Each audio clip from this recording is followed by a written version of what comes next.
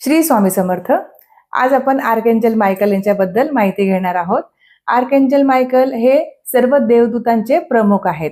यांचा रंग निळा आणि सोनेरी आहे, म्हणजे चमकदार निळा रंग यांचा आहे। आर्कएंजल मायकलच्या हातामध्ये एक तलवारीची कल्पना केलेली आहे, म्हणजे ते अतिशय धाडसी आहे, धैर्यवान आहे आणि बलवान आहे। म्हणूनच ते आपल्या संरक्षणासाठी कधी पण आपण त्यांना सांगू शकतो आपली मदत ते करतात। तर जेव्हा तुम्ही एकटे असाल, तुमच्या सोबत कोणी नाहीये, तुम्हाला भीती वाटते, तुम्ही डिप्रेशन मध्ये गेलेले असाल, तर त्यावेळेला तुम्ही आर्कएंजल मायकलला बोलवू शकतात।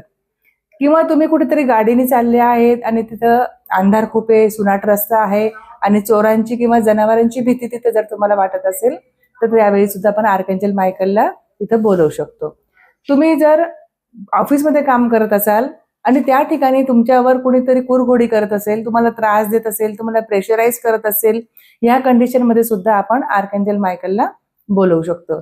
तुम्हाला काही गंभीर आजार झालेला आहे आणि खूप भीती वाटते की या आजारातून माझी सुटका होईल की नाही, किंवा माझा प्राण जातील का, तर अशा प्राणघातक आजाराला कंटाळून कुणी कुणी आत्महत्या सुद्धा करतं, तर त्यावेळेला आपण आर्कएंजल मायकलला मदतीसाठी बोलवू शकतो। अशा अनेक गोष्टी आहेत ज्यासाठी आर्कएंजल आपल्याला मदत करतात।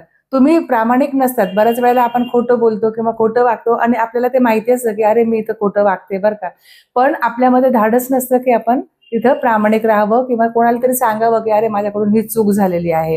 तर त्यावेळेला सुद्धा प्रामाणिकपणासाठी, धैर्य येण्यासाठी आपण आर्कएंजल मायकलला बोलवू शकतो। अनेक गोष्टी अशा आहे की आर्कएंजल मायकल आपल्याला नेहमीच मदत करतात, म्हणजे सत्य सांगण्यासाठी सुद्धा ते आपल्याला मदत करतात। सत्य सांगणं म्हणजे खूप मोठी गोष्ट आहे, खोटं बोलणं खूप सोपं आहे, पण खरं बोलणं म्हणजे खूप अवघड असतं। जर तुम्हाला सतत तुमच्या इच्छेच्या विरुद्ध वागावं लागत असेल, म्हणजे आपण बघतो ना की आई वडील असतात, मुलांवर खूप प्रेशर आणतात की नाही तुला ह्या साईडला जायचंय, असं शिक्षण घ्यायचंय, आमच्या इच्छेप्रमाणेच वागायचं आहे, आणि त्या मुलांना ते आवडत नाही कारण मुलं मोठी झालेली असतात। तर त्या मुलांनी जेव्हा आर्कएंजल मायकलला बोलवलं, त्यांची मदत मागितली, तर त्यांच्या मनासारखं घडायला सुरुवात होती। त्याचप्रमाणे आपण एखाद्याचा पडद्यामागून विश्वासघात केला असेल, म्हणजे आपल्याकडून अशी चूक होते कधी कधी की आपण कोणीतरी विश्वासाने काहीतरी आपल्याला सांगितलेलं असतं आणि सांगतो, तो सांगताना कोणाला सांगायचं नाहीये, पण आपण कोणाला तरी सांगतो, म्हणजे आपल्या मनाला गिल्टी वाटतं की अरे आपण ही गोष्ट सांगितली। तर असं जर आपल्याला वाटत असेल, तर त्यावेळी सुद्धा आपण आर्कएंजल मायकलला बोलून त्यांची मदत मागू शकतो। तुम्ही जी नोकरी करतात आणि तुम्हाला ती नोकरी आवडत नाहीये, पण नाइलाजाने तुम्हाला ती नोकरी करावी लागते, तर त्यावेळेला सुद्धा आर्कएंजल मायकल आपली मदत करू शकतात। तर आर्कएंजल मायकलची प्रार्थना कशी करायची हे मी तुम्हाला सांगते। ज्याला रेकी येत नाही, ज्यांना रेकी येते ते ठीक आहे, रेकीचं आवाहन करतील, आर्कएंजलचं किंवा तुमचे जे गाईड असतील त्यांचं आवाहन करतील, पण इथं आपण फक्त आर्कएंजल मायकलला आवाहन करू शकतो की हात जोडायचे, डोळे मिटायचे शांतपणे आणि आर्कएंजल ची प्रतिमा आपल्या डोळ्यासमोर आणायची।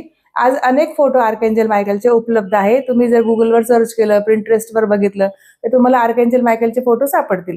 तर तुमचे तो एक फोटो आपण आपल्या डोळ्यासमोर आणायचा, हात जोडायचे, डोळे मिटायचे आणि म्हणायचं आर्कएंजल मायकल कृपया मला मदत करा, मदत करा, मदत करा, माझ्या सोबत तुम्ही राहा, माझ्या सोबत तुम्ही राहा आणि प्रत्येक कामामध्ये, प्रत्येक अडीअडचणीच्या वेळेला, संकटाच्या वेळेला तुम्ही माझी मदत करा। कठीण परिस्थितीला सामोरं जायचं धैर्य आणि शक्ती सुद्धा मला प्रदान करा। सत्य शोधण्यासाठी सुद्धा तुम्ही आर्कएंजल मायकल मला मदत कराल, कारण बऱ्याच गोष्टी अशा आहे की ज्या माझ्या पाठीमागून घडल्या, मला माहिती नाही, पण मला ते सत्य शोधायचं आहे की सत्य काय आहे, म्हणून मला सत्य शोधण्यासाठी सुद्धा तुम्ही मदत करा। आर्कएंजल मायकल मला स्वतःच्या मतावर ठाम राहण्यासाठी तुम्ही माझी मदत करा। या पद्धतीने आपण आर्कएंजल मायकलची प्रार्थना करू शकतो आणि आर्कएंजल मायकल निश्चितच आपली मदत करतील, याच्यात काही दुमत नाही।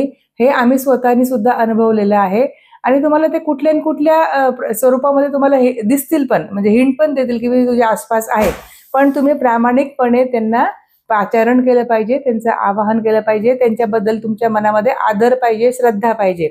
जिथे श्रद्धा असेल तिथे देव असो, श्रद्धा नसेल तर तुम्ही तिथं दैवत्व बघू शकत नाही। धन्यवाद। श्री स्वामी समर्थ।